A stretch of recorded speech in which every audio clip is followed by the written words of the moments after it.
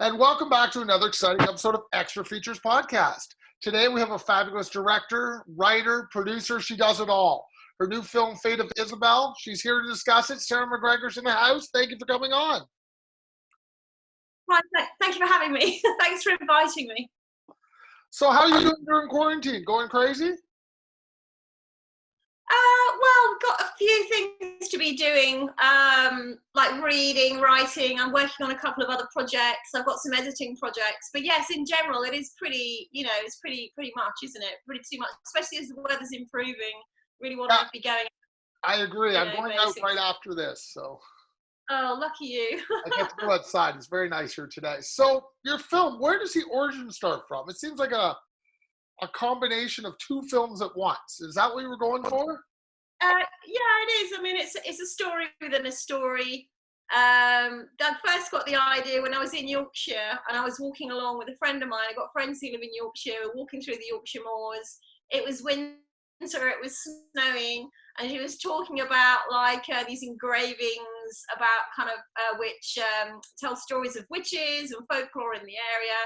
And I mean, that was ages ago. And then slowly this idea kind of formed, and I got the idea to do.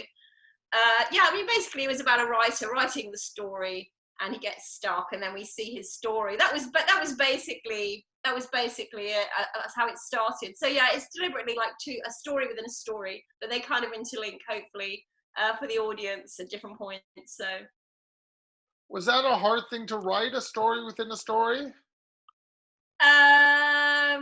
It wasn't a hard thing to write. No, it was harder actually editing it because on the script it seemed to be flowing, but sometimes when you look at it visually, it was moving too slowly. The film was actually very long when we first made it. It was very long. I mean, it was like a 3-hour film or something, and we had to keep cutting it down, and making it faster. You know, the intercuts between Guy, the writer, and then cutting to what he's imagining, and then cutting to we had to really speed it up a lot to make it work, I think. So the writing was okay, but the editing to make it work as a film, it's a different, sometimes on the page it's very different from how it looks. So. Wow, how does it feel going from a 3-hour cut to an 1.5-hour cut? Like, that's a lot of cutting. Yeah, it is. It was really difficult actually because of my over-involvement with it. I think it's obviously because I was involved in filming half of it, and it's, we had so many, for me anyway, I thought we had a lot of great shots and lots of great scenes. It was difficult to keep cutting, things. So it was hard. Yeah, it was difficult. But I do think it's better in the shorter version. I think it works better as the shorter version, but actually, there's many stories, like folklore stories, that we kind of cut out. So that's why we're hoping to develop it into like a TV series, actually. So we can use other stories and other things. So it was hard cutting. Yeah. Was your plan to do a TV series in the beginning then, since you shot for so long? It was because basically, originally my idea was that the writer and the researcher, as they tell the different stories, we kind of see them as the characters in these stories. So like for the actors, originally when I was explaining the idea to them, it was kind of like they kind of imagined themselves there as the writers, but then they'd also be kind of like in a story from like the medieval times. And so I'd kind of, originally that was my kind of concept, but once I sat down writing it, and then, started getting more kind of realistic about how we were going to put it together, it couldn't fit into like a film, that idea. And it was actually another producer who said to me he thought it would work, it could work as a TV series, my original concept, but as a film it was going to be too long, and I didn't really kind of follow his advice. But as I was going along, I realized he was right, basically, and he was correct. So so possibly, that would be good. I've been writing episodes, and maybe I'm going to pitch it as a TV series. So I could see that. I definitely think this would work as a TV series as opposed to a film. Not that your film doesn't work, but it definitely have a TV film. Yeah, I can see what your cuts would have been. I definitely see cuts that I could see happen in a TV show and then wait till next week. Yes. It's got cliffhangers, hasn't it? At the end of yes, there's a cliffhanger every 15 minutes, 20 minutes. Definitely. Yeah. So you said you only shot half of this. Who shot the other half?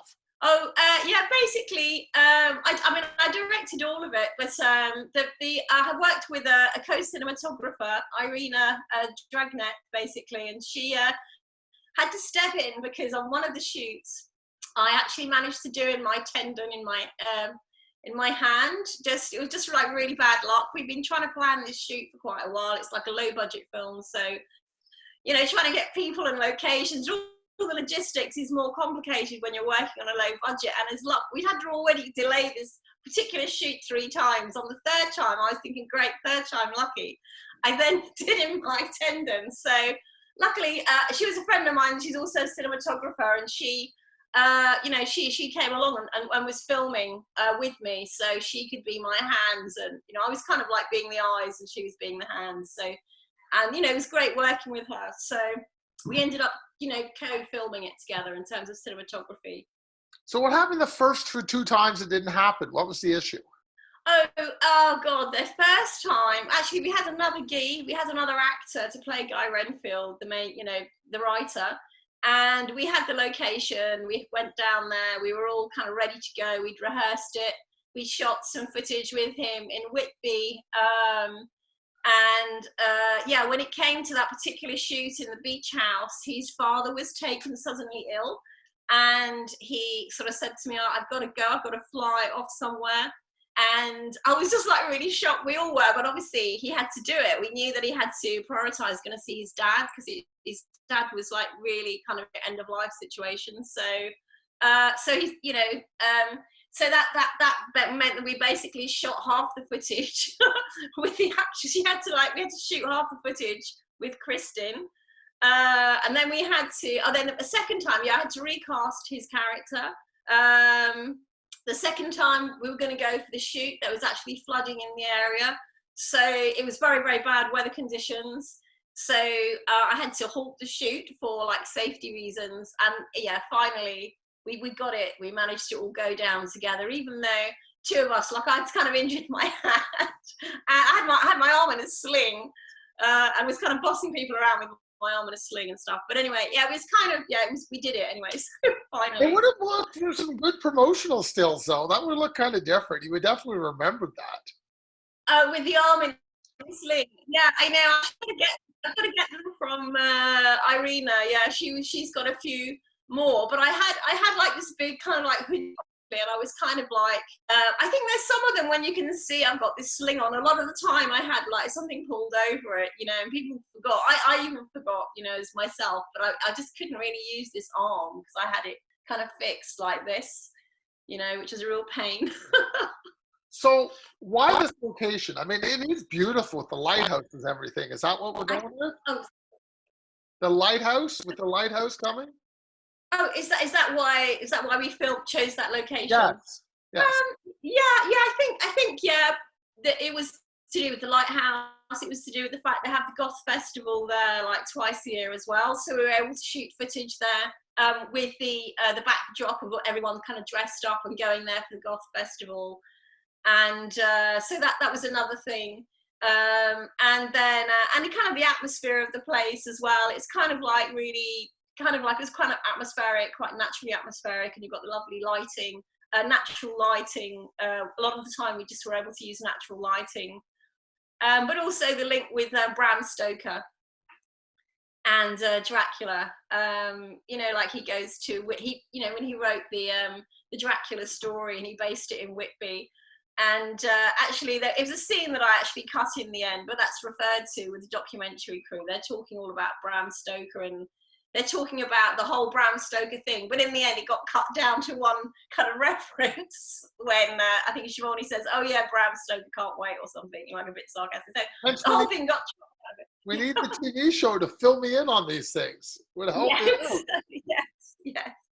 Now, was the forest location nearby, or is that someplace different? Oh, no, it wasn't actually nearby. We shot. It was somewhere different. Yeah, it was supposed to be Keldy Woods, but we weren't actually shooting in Keldy Woods. Keldy Woods is a real forest in Yorkshire, in the Yorkshire Dales. We shot actually in Epping Forest, which was a lot nearer because most of the actors were based in London, so logistically. And I think we did use one other forest as well. Actually, we used a couple of forests and kind of melded them together into one. So the train station, I'm sure you did this on the sly, or did you not? Um, Sorry, the train station. Yes, you have a train shot a couple times on trains and things. Yeah, I did. Yeah, I just did it. I mean, I wasn't actually going to use those shots even. Originally, when I'd cut it together a few times, you've only got interior shots. And that was actually from the first shoot when we were going with Kristen to film her by the sea. And we filmed a lot of her scenes where she kind of sitting on the beach with the script blowing everywhere and everything. So that was our first sort of shoot, really. And I did have some train shots, but I wasn't really going to use them. It was just I decided that, yeah, it was getting a bit too esoteric or something without those shots. I wanted people to see the train and be reminded, yeah, she's on a train. So when you get the reveal at the end, it makes more sense. So yeah, I was just shooting them, you know, randomly. I wasn't necessarily going to use them, but I did use them in the end. So Okay, let's go back to the house. Did you rent the house? Did you know the person with the house? How did you get the house? Because I like the layout. I really think it has a distinct look. it's great, isn't it? Yeah. Well, I was fortunate, yeah, in being able to get that house. Yeah, I did know the owner of it. He's actually sold it now.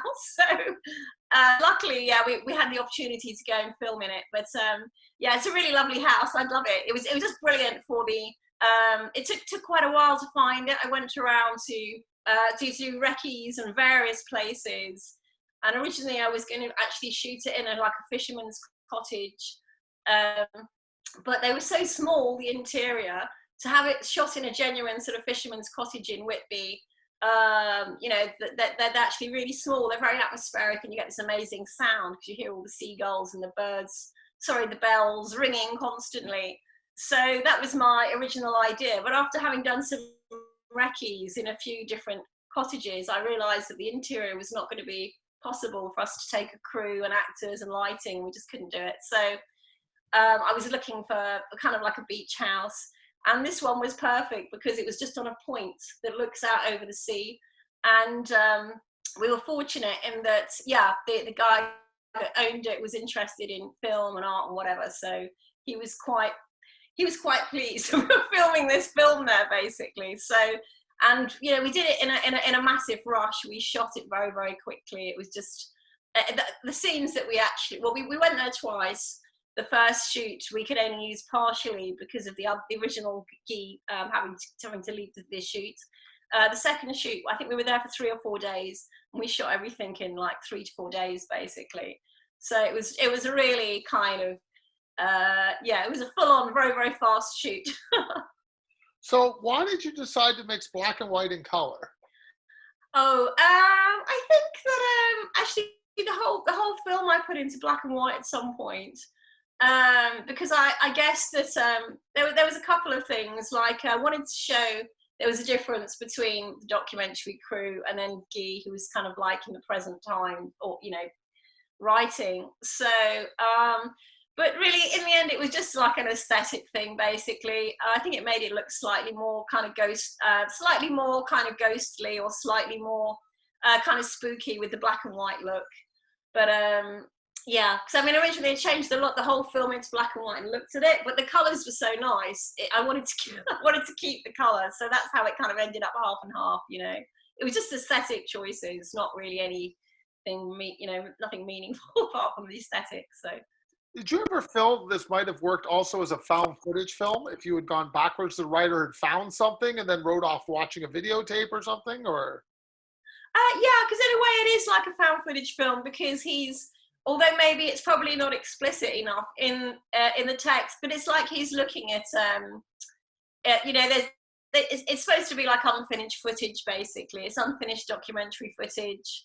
And when we did some of the preview screenings, I think one of the members in the audience said they liked it as 2 separate stories, and they said, why don't you have like a complete film, which is just the found footage film, and then another film which is Guy trying to write it, or you know, Guy's story, basically.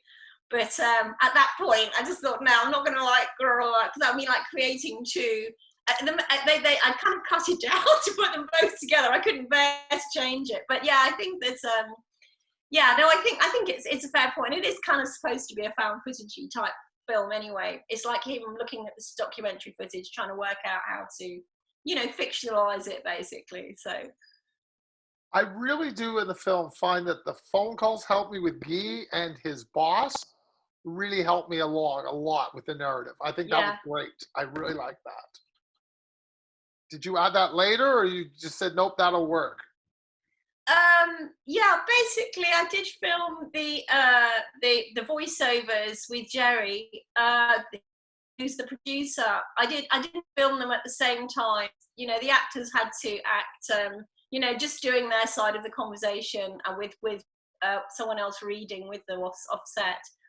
But yeah, that was because I was kind of undecided as to who to get to play Jerry, basically. Ah, But yeah, but the script was there. There was Jerry did exist kind of in the script, but it just didn't. I hadn't decided on who to get. And in the end, like the actor I was working with, I thought he read it like really well. I thought he put across Jerry really well. So because you only you only hear him, you never see him. So that's but correct. Do you feel your film would add to part two? I really think there's a continuation to this story. Because you kind of leave us on a cliffhanger. You really just sort of drop the ball and the film ends. Oh, okay. Yeah. Yeah. I mean, I guess it's yeah. I mean, a lot of the audience actually, when we did one of the second preview screening, that was some of the things they said straight away, like, "But what happened to so and so, and who has really done this, and da da da da da da," wanted to know, like, they wanted to kind of, yeah, they thought there were threads. It wasn't they were frustrated with it, but they wanted the story to go on some more, basically. They wanted to see what Hershey's going to do next. Where is she gone then, this kind of thing. So what's she up to now? So yeah, I mean, it was kind of nice that people were so interested with it, that they were asking more questions. So yeah, that was one of the reasons I thought it would be good to either try and continue it in a sort of TV series, which can be like a prequel and a sequel, both. You know what I mean? It can move around in time, or maybe make another film if possible. But so that'll depend on us, and generating enough interest for it, I guess, in order to do that. But the kind of writing of that is kind of in process. How do you generate interest in your film then? I mean, you've done a couple of test screenings. You're doing an interview with me. What else do you do? Well, I guess, we're thinking of, well, the thing is, we were going to actually, we had some more screenings lined up at indie cinemas in London, and those were just about to start at the same time as this whole coronavirus thing kicked in. So obviously, I began to realise in March, beginning of March, that this was not going to happen. Because public, and everything like closed at that point. So, I'm good. Oh, that's it? Okay. oh, you okay there? Yeah, I'm fine. Okay. So basically, yeah, we were going to do some screenings. We were going to do some publicity stunts. Basically, we had a few things lined up to bring in more, to attract more publicity. We're going to invite some, more reviewers to the screenings, and do some interlinked kind of like multimedia things, but all that kind of slightly grind to a halt. So I guess we just kind of trying to think of ways that we can continue promoting it, get the film screened online, maybe going to some online film festivals, so we've kind of got to rethink how we will market it now, basically. So that's kind of like a process, I guess, because no one really knew when it started what was going to happen. So, but it looks like we're going to be under lockdown here for a while, so, or there'll be no public screenings for a while, I think. Probably a couple months, I would say. So Yeah, how I think casting for your film? Did you enjoy casting, or did you know the people you have involved? some of the people I'd worked with already, basically. I found the casting quite difficult, to be honest with you. But we had quite a lot of auditions for the main characters, for Guy and for Kristen. Some of the other actors, or I knew already. I'd worked with them on other short film projects or different projects, basically. But to cast Guy and And Kristen was quite difficult. We went through auditioning various people, and I shot test shots with them, and I shot test scenes, and you know, like I said, we actually had, I think this was Guy number 4. So like John Hansler, he was so brilliant actually at the role. You know, I thought he was just brilliant. He was perfect. When he came along and I first met him, he just went, I really want to do this. I know Guy, you know, and I just thought, well, okay. But then when he started acting it, he was just perfect for it, basically, as well. You know, luckily for me and for him and like for everyone, you know, so that worked. And he got on really well with Kristen. The second time, he came to audition again, and Kristen came along, and they ran through scenes together, and they chatted and they worked together, and they both kind of got on. You know, they got a sort of like a working relationship going quite quickly. So it seemed to work. You know, so. Awesome. But yeah, it's difficult. Yeah, it's always difficult, I think. Sorry. No problem. I love it. You have very distinctive music. Like I've never heard this kind of soundtrack before. So I have to ask you your musical background and how does that work into your film? Oh, right, okay. Well, yeah, I do sort of have a musical background. My sister's a musician. My mum's a musician. Also, I sort of co-did the soundtrack with a sort of DJ stroke musician as well. So yeah, so I guess I have got a musical background in terms of my knowledge of music, and then we kind of just took different sounds and things that we liked or we thought would be appropriate. Abel composed. He was also working on it. He composed a few original tracks for it using electronic sounds and stuff. And also, I incorporated some folk music, you know, like Scarborough Fair and various traditional music was incorporated in it in a kind of weird sort of way, or you know, just or atmospheric. I like to think anyway, to add to the whole atmosphere. I'm giving you that. Great. Absolutely. Oh, good. My last question, because I always interested on small films budgets. How is catering? Okay, well, that's a really good point. You know, I realised that you have to, when you're working on a low budget and you're making people work really fast and hard, you got to like basically have the good food there, you know, and good things to keep people feeling happy. So yeah, you got to have a lot of comfort food. So actually, a friend of mine who is a chef, she made the food for every shoot. She'd make like a load of food, and like when we went and shot in the beach house, you know, we went and she'd made us like meals to last, a whole variety of meals and food. So we took like, we had as much food as we had, you know, camera equipment basically we took with us. And so awesome. People were in a kitchen kind of eating, basically non-stop eating all this lovely comfort food basically. So they were very happy with that. Because you have to, you know, I think it's only fair, you have to feed people well, your cast and crew, you know, definitely, you have to fuel them. So. I think that's a great idea. Feed me. I will perform much better if I'm happy. I agree. Of course, yeah. Are you ready for some fun questions? Okay. Yes. First one's easy. Your favorite film?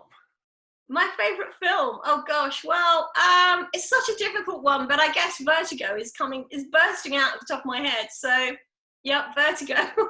My favorite film. So we're totally good there. Really? The number one actor you would like to work with in the future? You know, I would like to work with the actress who was in, I was just watching her in a few films recently. Oh gosh, terrible her name. It's Elizabeth Warren, I think. Oh, but she was in the Invisible Man. The actress in The Invisible Man. Elizabeth Moss. Gosh, I feel terrible. Elizabeth Moss, yeah. She does a ton of indie work. You should be fine. You could get her. She does tons and tons of indies. Yeah, I like her. I think I like her. And I was thinking of a script I would write specifically for her, actually. But I mean, there's loads of actors that you know, to be honest, I'd love to work with. Be brilliant, yeah. But I mean, I think in terms of who, as you're saying, she does indie work, and I think she'd like the script I'm thinking of. I think that might be, you know, a possibility. And she's, you know, she's in a lot of stuff at the moment as well. So she is. Last question for you. Don't worry, I'm not going to put you in the hot seat anymore. One book you would recommend to inspiring filmmakers? Oh, there's a book by David Mamet that I found really interesting. I think it's about script writing actually, or it's about directing a scene, and I think it's called Directing. I think it's a David Mamet book. It's very, I think people could find it, and it's called like Directing a Scene, I think. And he basically it's a transcript of him talking to students about how they would get a sense of tension on screen. And I personally found it's quite simple, these instructions, but it's actually really really good. I mean, there's a few different ones, but that is definitely, it kind of hits the nail on the head, you know, in terms of how you would write your shots and how you would just, you know, put across things visually without having to use dialogue. So it's definitely a good introductory book I'd recommend. Now, I'm not sure if your film's released yet anywhere. Can people find your film online? If they do, tell them where. Yeah, sure. It's basically running on Vimeo at the moment. If you search for the Fable of Isabella on Vimeo, we've got it open. The pilot is running. It's free to watch it. We may start doing some kind of lodging for a download in the future.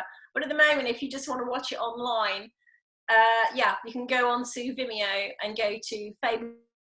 And the link is also on our Twitter feed. So it's been on the Twitter feed here and there, you know, on the Fable of Isabella site or the co-production company. So Awesome. Thank you for your time, and have a great day. thank you. It's a lovely interview. Nice to talk to you. Thanks a lot. Bye-bye. Okay.